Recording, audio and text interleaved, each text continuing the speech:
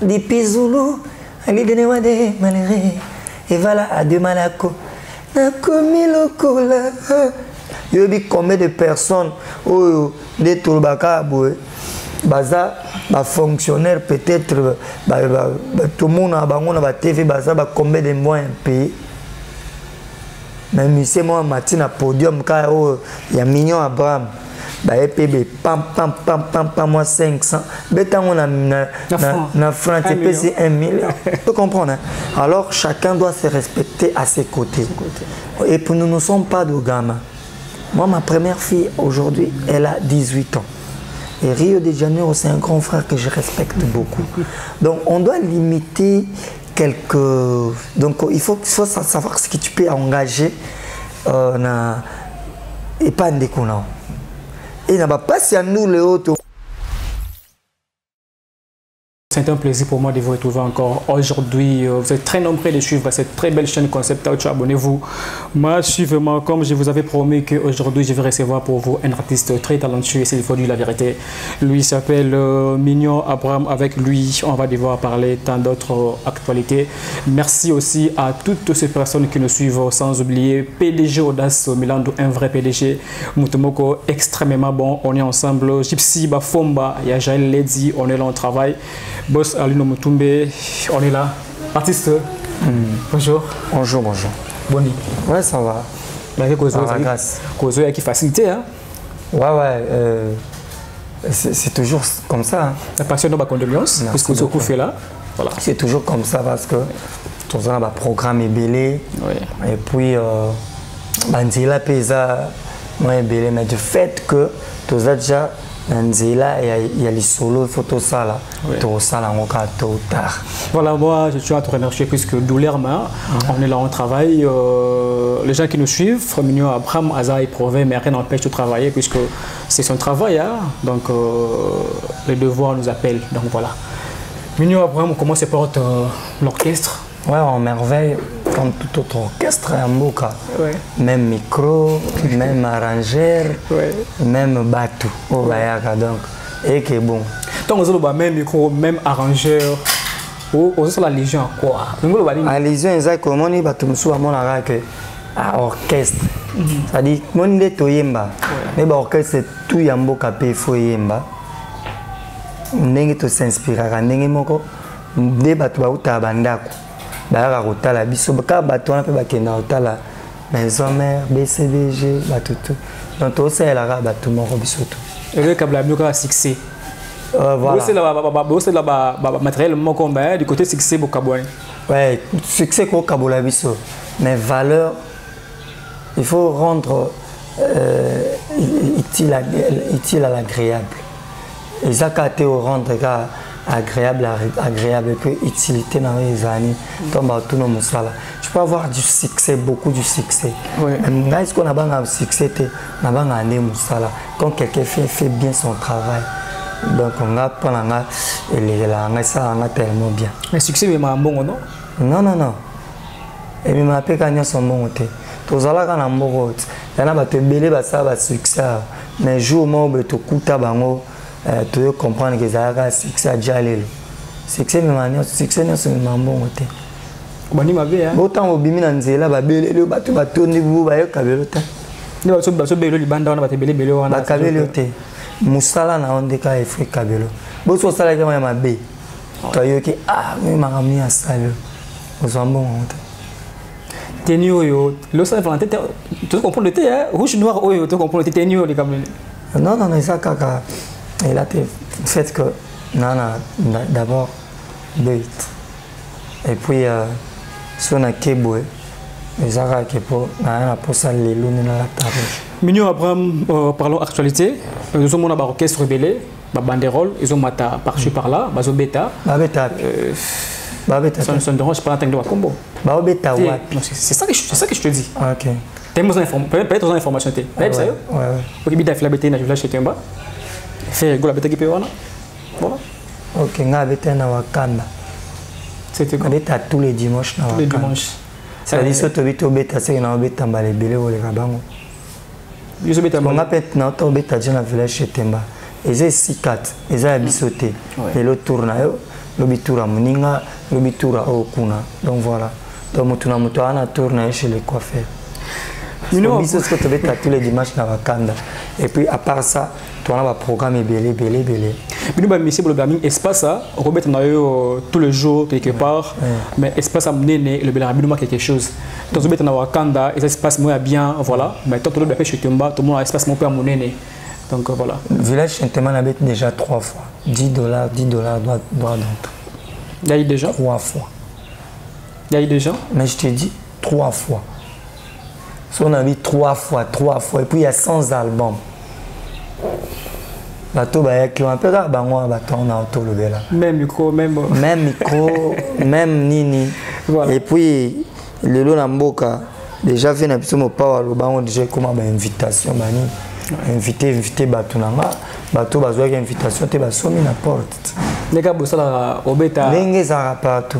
Non, ne bossa qui Obeta 1 million de vues na YouTube, mais concert bon on a 15 personnes. Voilà, mon scoilo net na télé mais la ramwana. Oui, je peux faire 2 millions de vues, il y a problème té, mais souci nangeza musique nano eza bien.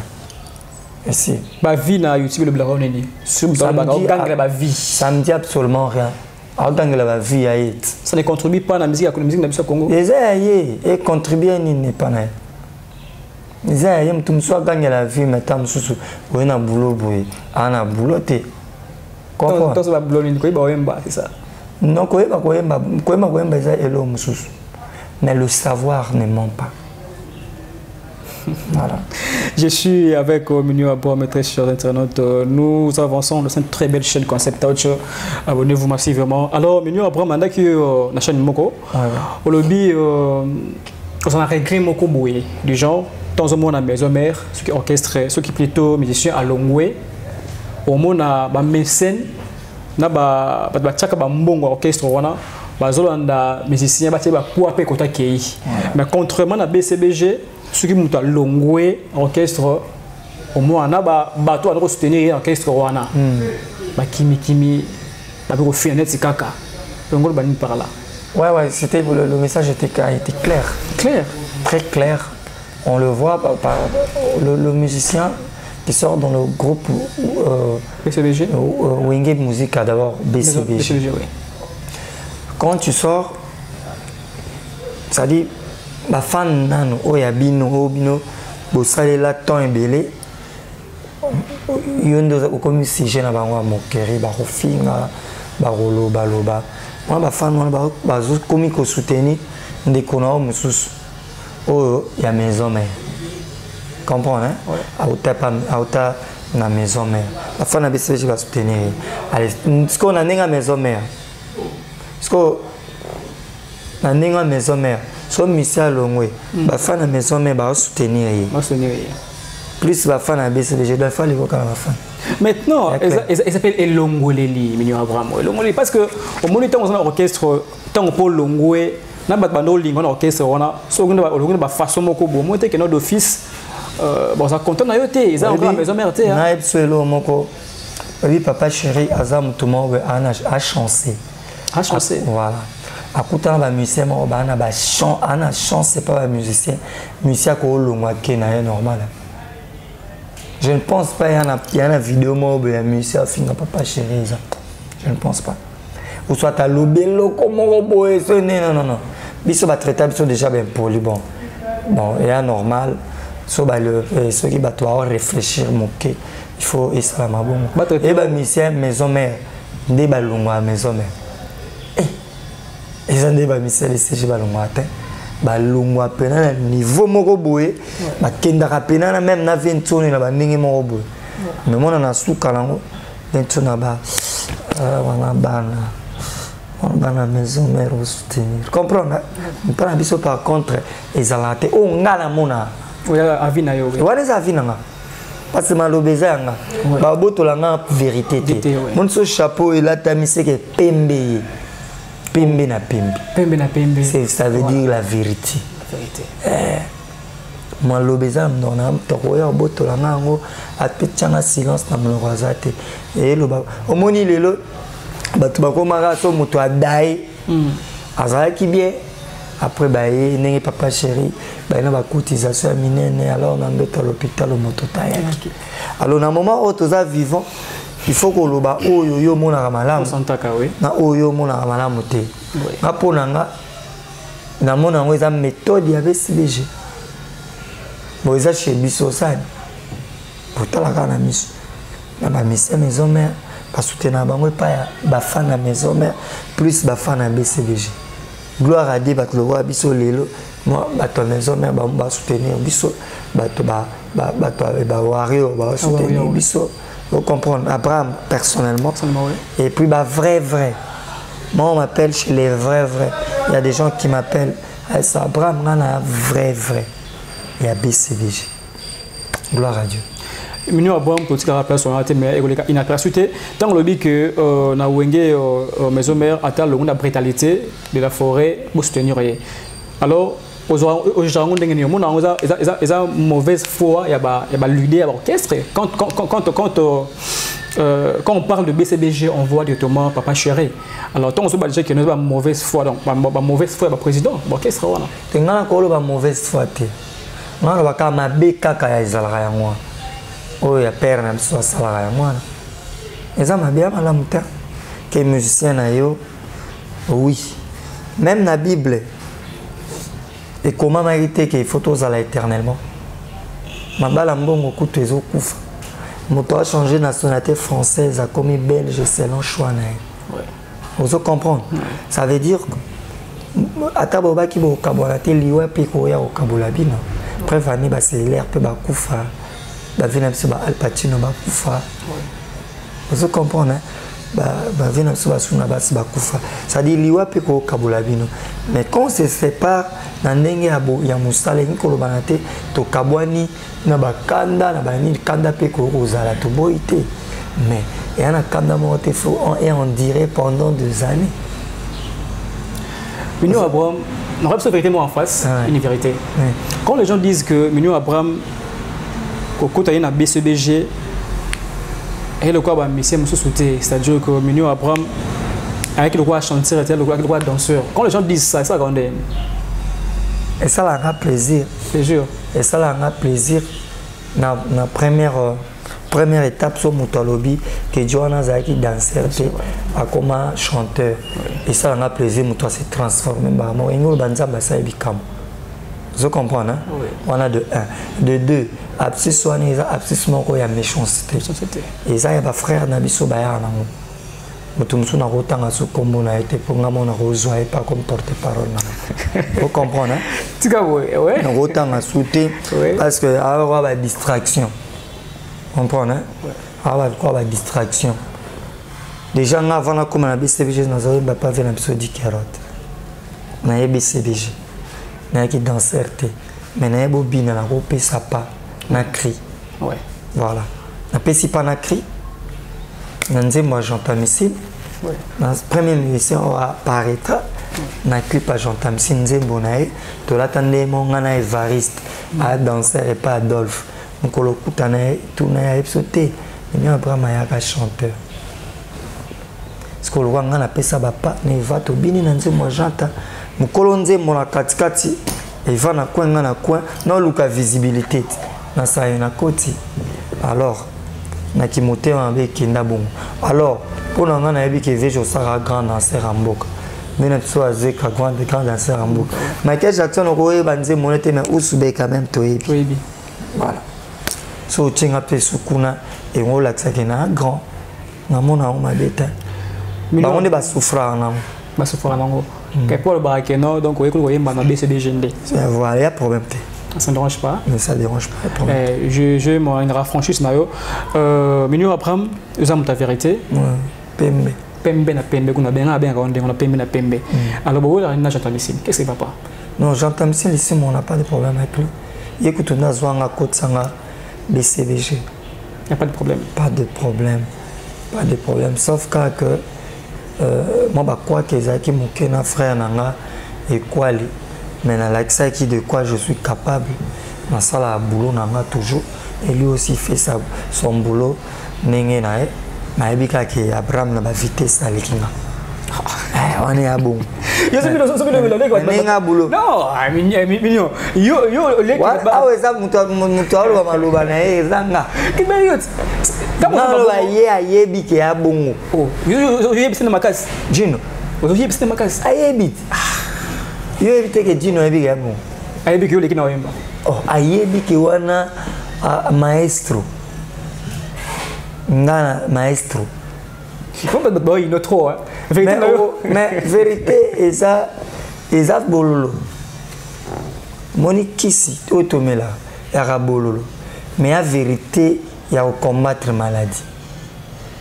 Vous comprenez? Mususu problème de peut-être na vena ngariyo. Mais maintenant le problème n'a été il y a peut-être un problème là. Par rapport à propos dans la télévision. Il n'y a pas de film, ils sont faits bon clairement. Mais à l'oba clairement, à propos dans la je lui ai trouvé un peu, il oublie facilement. Donc, il doit savoir que nous, le mignon Abraham, quand on n'était pas dans BCBG, là, on peut citer les noms des Rio, des Janeiro. Pour y aller, il faut encourager. C'est-à-dire, personnellement, oui. C'est-à-dire, on a eu la PMB. Voilà, PMB. On a l'élo d'abord. Parce qu'on a courage et ça là que il y a Abraham l'élo batanga comme on a raté l'élo. Peut-être pour batanga comme on il faut baser BCBG bête. Mais si on batali BCBG batanga comme on a batalinga batanga comme on a. Et on le voit que on va cesser à point là du colonel. De deux. Surtout moi mon Rio l'élo. Bon boulet. Pichard, dame sur un képé, madame. Comprenez? Oui. Nama kamandou les pénats donc comme moi on est en masse. Tu vois ce que je veux dire? Parce qu'on a besoin par rapport que nous avons la truc pour nous encourager. Mais lelo tant que nous vocal ni a Rio oyo batu ba yebi susu tant biso to BCBG biso ba non Fuji ba Gino ba Yaya Eric mente ba gestion sa koko ba chuda ngenge ba belle de charme tant que nous vocal ba moda chou tant que nous vocal a Rio zata nous ba nous venir tout le courage il y a au tchape na makambu na mesa to solo là. Mais tu as besoin de courage. Qu'est-ce qui se passe? Pourquoi tu as besoin de courage?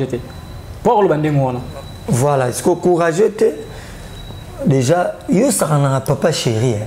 Un grand leader. Non, M. Chéri, bon, non, papa chéri, un grand leader, où il y a un mouvement pour bouler Kolongwa, il faut d'abord, maman a courage. Oh, il y a coca ça a été déjà. Ça veut dire qu'il n'est pas courageux. Bateau banana bango ba faire na ba falloir bi place baza.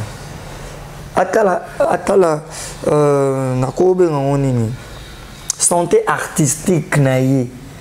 Na ba falloir ba faire ba banana bango. Ya ezak. Ya ngate za médiocre. Attends za dernier. Ya ba ninga nyoso ba uta na maison. Vaut mieux être le dernier important. Oui, Nandimi n'a pas le dernier, mais Naza le dernier important. Voilà. Il a fallu, il y a presque. Attendez, il y a un bangi. Comment on a manque de courage. Il y a un beau travail déjà. Alors, moi, il n'y a pas grand-chose. Il n'y a pas grand-chose. Il n'y a pas grand-chose. Nous avons l'orchestre mais il n'y a pas grand-chose. Quelqu'un qui joue tout le week-end. Les qui n'ont pas sokoli à parfait à kabipe. Ba mise pe bazui nzatukina qui yebo ba tiena poche ba ke. Lo ba ke lam. Yo bi combien de personnes oh de tolbaka boy. Baza fonctionnaire peut-être tout le monde a TV combien de mois payé. Mais c'est moi matin à podium il y a Mignon Abraham. EPB pam 500. Bétan on a na franc c'est 1 million. Voilà. Vous comprenez? Voilà. Mais il y a des gens où ça peut-être 52 mois impayé, mais il faut 150 000. Mais dans le podium, tu as eu 1 million en seconde. Il n'y a pas grand-chose. S'il n'y avait pas grand-chose, pourquoi l'orchestre les autres résistaient Tilelo? Et Mignon Abraham a vivre un Tilelo. Mignon Abraham a zangi TVT quand même. A zangi kitité. Vous comprenez? Qui tu as vendu oui. Et vous à $50. Non, là, il a fait ce beau cadre, hein, c'est bien. Cause à $50. Voilà, nous sommes dans la voilà, nous sommes dans la maison, voilà. C'est trop bien. Et puis, voilà. Alors, Mignon Abraham, mais Monique, et puis montre, on a vraiment 10 000 fois. Et quand même, on a bien Mignon Abraham. Mais biso to abana wenge ne tombera jamais. So côté caméra kuno kutaba placard ezawana. Mais je comprends pas. Mais à part que John a tia bilamani place mon est bien. Voilà. Et puis John a ebi ko se respecter. Yo moni okoti na katanda okoti ngala vaina basia na omelambi masanga susonene. Non, na vandi kutu mutavanda ki oncle. Avaina ebi so vandi place to vandi. Vous comprenez? Alors chacun doit se respecter à ses côtés. Et puis nous ne sommes pas de gamins. Moi, ma première fille aujourd'hui, elle a 18 ans. Et Rio de Janeiro, c'est un grand frère que je respecte beaucoup. Donc on doit limiter quelques... Donc il faut savoir ce que tu peux engager et pas en déconnant. Et n'a pas si à nous les autres au monde et voilà ça mutawa le bamakambo anati. Je comprends. Mais l'album naï, courageux ta remis album. L'album naï dans toutes les plateformes. Il y a téléchargement. Et t'es comment? Ouais, pour comment on a pour te mettre dans la clore puisque tu mets un peu que yo a pembe la pembe hein. Pembe ne tombera jamais. Soko moni béré c'est que pembe voilà. Tu m'as lu vite je vois. Mignon Abraham avec Sega Mignon, ça va? Il brouzoulani attaquant. Moi chef Nabiso. Ça ne veut pas dire que dans Wenge BCBG tout a été mal. Juste de rose. Il y avait de rose, non. Il y avait aussi Mabi. Mais Bolamu et les kaka Bolamu n'a pas kimia motema tozo sala effort et les kamabe na ebele. Et ni ko lobate ki to soalinde lelo na Rio na TV. Tout soit là déjà. Et moi je vais pas monsieur to beba la pena chef monsieur Seguinte to beba na mais lokola c'est la famille. La famille sacrée. Comprends? Même venanga Rio venanga. Ezaka kabeti mwindu ngati qu'on avait tiré kaka pembi. Déjà il arriva auton amutu. Mignon Abraham auton apena massa na yo auton avina yo moko boye comme là déjà. Oui, to melanga na to ngatene na za mutamoki. Donc je confirme que auton ramutu moko pas ségué ngolo wa BCBG hein. Non, il y a auton des musiciens. Auton ramutu moko pas ségué Mignon. Ayebi déjà que ngatonga te ya kotonga te nga kotonga na bien nga tonga rapé na tongyo ayebi ye net jour me souviens na Gidel ayemba bien le roi na ayemba bon dédé na ebele na tonga ki na di ayebi le l'autre moi beta nuance mo obo ayemba ezaka vocal il y a chef Alain Pelafande, chef du gouffre.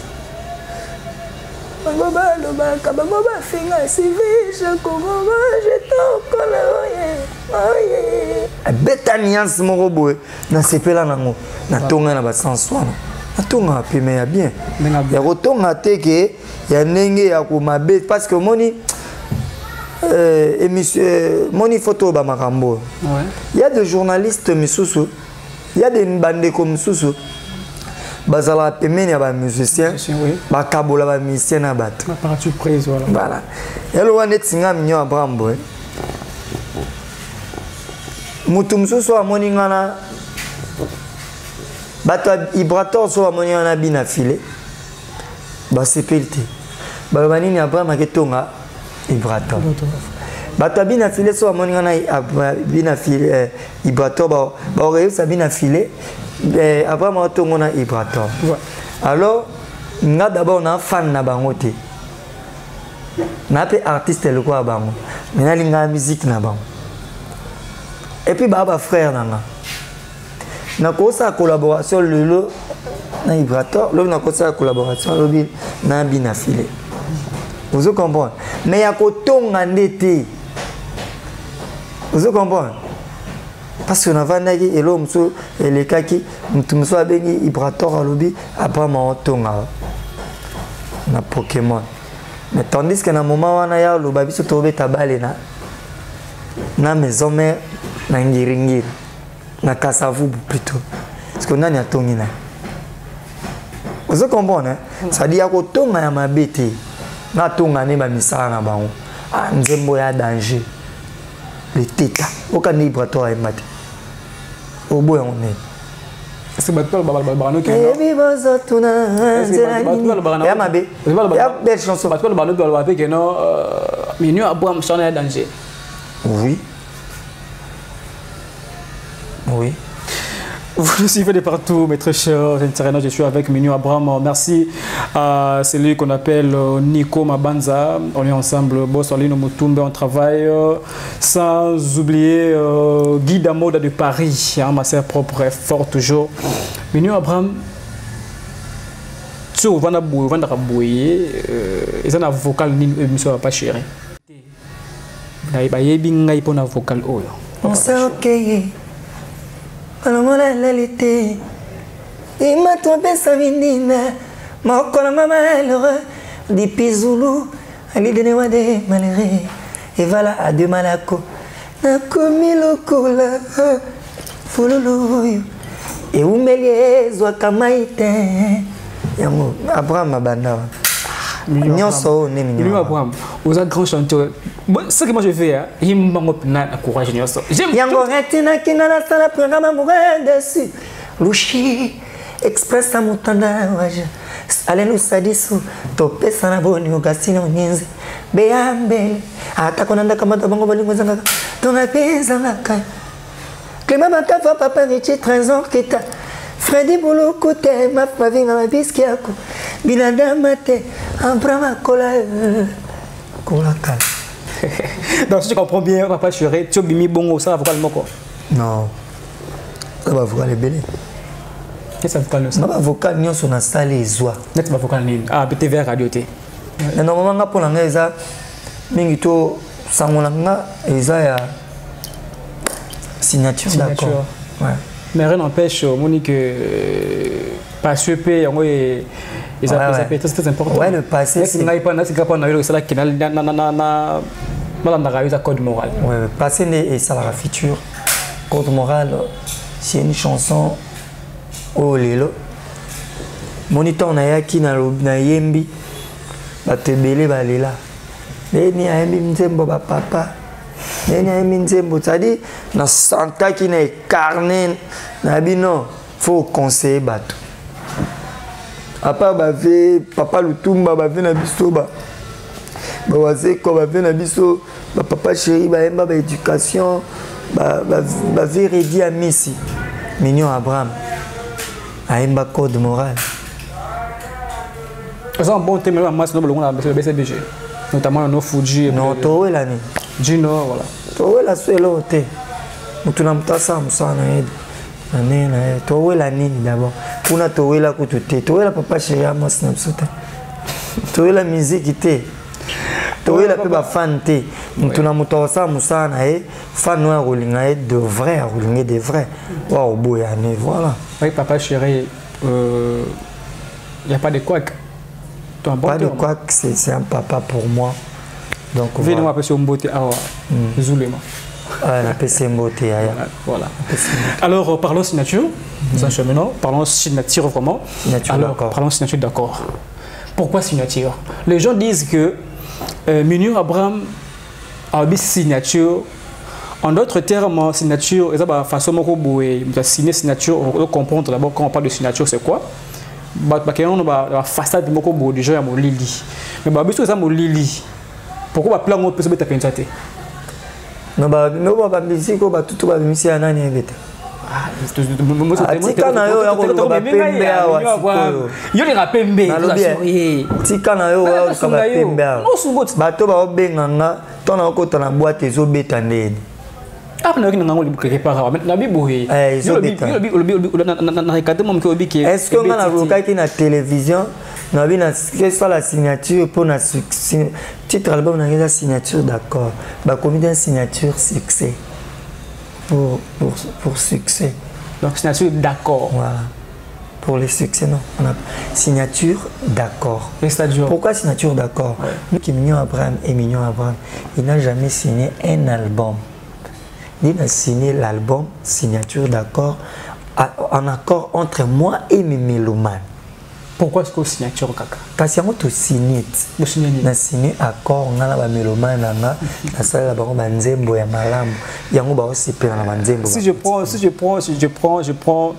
comment on appelle ça la Zuni na yo. On y a pas protocole. La Zuni na on appelle ça.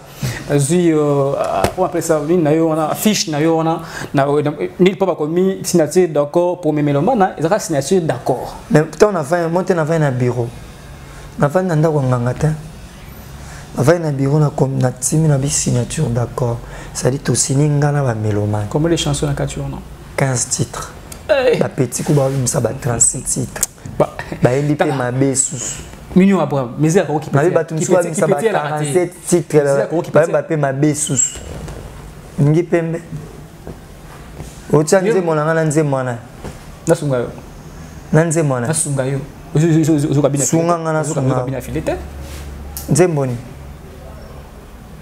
Donc yo quand on comprend ce mais na lobby mon signature d'accord. Album nanga. Donc signature d'accord, c'est longa. Ato yelinga imopawa. Ato yelinga papa chéria. Ato yelinga aigle. Ato yelinga cheta. Ato yelinga yawera. Album nanga, évangile c'est longa eleki ya bango. Ah, ça s'est trompé hein. Wani zanga. Ouais, c'est ça. Ouais. Nana s'est trompé de. Mais oui, comment on va bon t'as dit qu'il y a des gens na na esi bango album na ngeli ki ya bango sikoyo donc so ba ti album na bango ba ti bien ba comprendre que na beti kitoko koleka bango quand les gens te regardent comme ça on dit mais il y a bon aigle kuto bengi nga lo binzembo na nga oyo e nzembo na o tel eleki nzembo na nga tel yuzu mona ba aigle ebisio ke nzembo eleki ya ye aigle singa yike Abraham nzembo no oyo franchement eleki nzembo yanga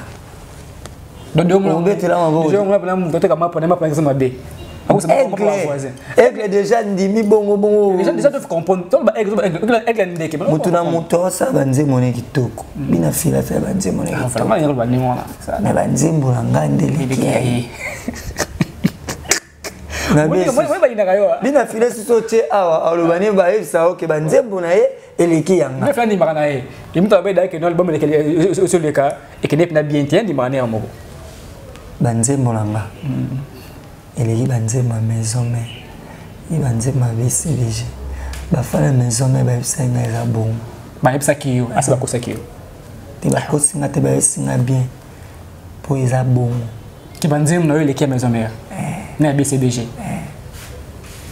bah je suis là bah on va dans l'album et bima on isa ba evre banzembo lo ba Augustine ba evre kotanga ba album e bimite ba o e bimis o ezo ya o bimasiko na o e bimi ba mikolo yo yanga eleki yango ba mikolo merci on est totongi ndambo voilà on est évangile selon nga Pembe na nga yango wana. Parfois, vous dites parce que des plics sur aya oyebi soki banzembo ne leki yanga. Selon ndenge ya sayela ki banzembo na ye. Oni ze évangile selon ye. Nga pe na banzembo na nge leki ya yo. Chez ya to. Le yolo ba ke mutu aleki muninga azati. Azati comment ena? Nandule. Mutu aleki biso tuka aigle, sko aigle lobi ke nzembo ne mo boye na yanga ya eleki. Le ba ke na mzee Congo na aigle. Mais oui, boyo yebite. Ayo boye ki ba joli c'est pas la partie prise. Il faut la partie prise té. Tenga na zo loba. Na loba o ezo monana. Na moment où mutu atomboli na bendele na biso tuto asima na ena nuye wana. Ezo na zeka yo. Oboya poko. Ezo na zeka yo. Mengait. Voilà. Nana lesta ngana na pesa ngambongo. Et puis ba biso aigle futinga. Futinga ta. Mais na moment oyo ngamona utotala na mundele mutu alobi. Non babaki corona bat balata cash ni la te cash nete. Mais so babaki corona euti na nzela mayombe ngola ta cash nete. Mais muloko mundela la cash ne biso to la cash ne. Bon c'est que tondi maintenant mundele. Lokwa mundela lobi bongo no e bongo. Pour finir, et la signature d'accord. Oui mon frère, oui. Et ça on a toutes les plateformes à téléchargement. Ne ba comprendre makam na lo ba ya vrai. Ouais. Voilà. Il y a des musiciens où on dit la musique à Congo. Ouais, chanson na yo. Oui. Mazalia. Oui, so bando tangelama. Binafile c'est bon. Bon chanteur. Les plics c'est bon. Bon chanteur. Equator c'est bon. Bon chanteur. Ah comment yo saka koyeba na musique na Congo. Koyeba na mbongo te. Eh. Koyeba. Ba koya kozwa oteka boye ba pesi mbongo. Oyeba bi combien de musiciens ba sa ba chape ba la na mboko ba yeba ngote. So ba toi no tenga bina filé vibrator des plics bah la musique, il faut faire attention. Merci à mon ami, ma concert, mêlé à ma quiz à M. Okibo. On est là, on est ensemble, sans oublier Jackson Tenda, le super flic Hakim Talama pour Prince, mon pétionné là. Nous acheminons vers la fin de cette émission. Est-ce que vous aimeriez ajouter quelque chose? Donc aussi, il faut ajouter quelque chose. Je suis en train de faire juste l'appel à tous les mélomanes de la bonne musique d'aller sur mon Instagram qui est Mignon Abraham officiel, ma chaîne YouTube, idem, et puis bah son registre là, comment bah s'abonner. Oui. Pourquoi samedi prochain, le 8, qu'il pleuve ou qu'il neige. On check clip à Bendabika. Donc on a mboka ba sa maman a love comme Bendabika. Donc rendez-vous est ça le dimanche et samedi le 8. Donc vous s'abonner pour capo banzembo za. Tant là ba banzembo za. Il y a des chansonnettes. Mais il y a aussi des chansons. Chansonnettes. Oui. Comment ça? Banzembo Mickey. Mais ce qu'on a ça banzembo est vrai. Ma ou ta baissé le jeu évité. Nazana papa chéri une tête de misé. Donc naïb maramanzim. Naïb moi. Merci Mignon Abraham, merci aussi à Sarah la mignonne, voilà. Mignon Abraham, Sarah. Et puis j'en profite à saluer Tony qui peut au bling bling, sans oublier Chikombuya Media 14 Red Coco. Bébé Yann Yemomen, puissant toujours. Et puis Jefté Kafion de l'architecte itinérant. Et puis je salue Maître Epicico, l'avocat du barreau, sans oublier section musique, Pembe na Pembe, Ela Alate, Nick Cheta, Trésor Bakala, Diane Mole, et puis sans oublier Maître Merlin, encadrement, na Pessimote, na Francisco Bimalou, Olivier Rakiala, Bambote na Mignon Mopini, Dondi Kapila, et puis na Pessi Bambote na Yamira Mopini, sans oublier Daf Kaipa, Witimunja Samabacho. Venanga alino mumpangi dada bambote na yo yango wana biti mukena le papa chéri de sa génération. Voilà. Nasuka na tani. Natia c'est pas pareil tout check. Il faut qu'on a. Merci beaucoup, je salue tout. Sarah la mignonne te salue. Ouais, je la salue. Mandoi. Voilà. Bambote na yo yango wana la mignonne. Voilà. La mignonne de son mignon, je pense. Ah voilà. Non. C'est Sarah mignonne, voilà. Sarah la mignonne. C'est la mignonne, voilà. De son mignon. Ah, voilà, c'est mignon, voilà. Pour Dieu, il faut un peu mignonne. Mignon, voilà, on va on a fini, c'était... Et puis je salue Nila Carlota Souza.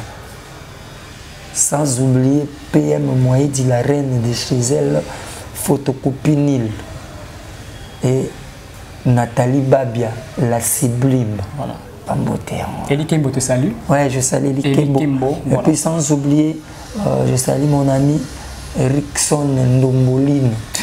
On a fini, c'était Mignon Abam qu'on avait réussi dans cette très belle chaîne Concept Touch. Abonnez-vous massivement, restez branchés. Si vous avez aimé cette émission, tenez à remercier toute l'équipe technique qui m'a tenu compagnie, sans oublier Wata, on est ensemble, 097 35 31 03, 097 35 31 03. Quant à moi, je retrouve prochainement, restez branchés, c'est Concept Touch et bonne suite des programmes, bye bye.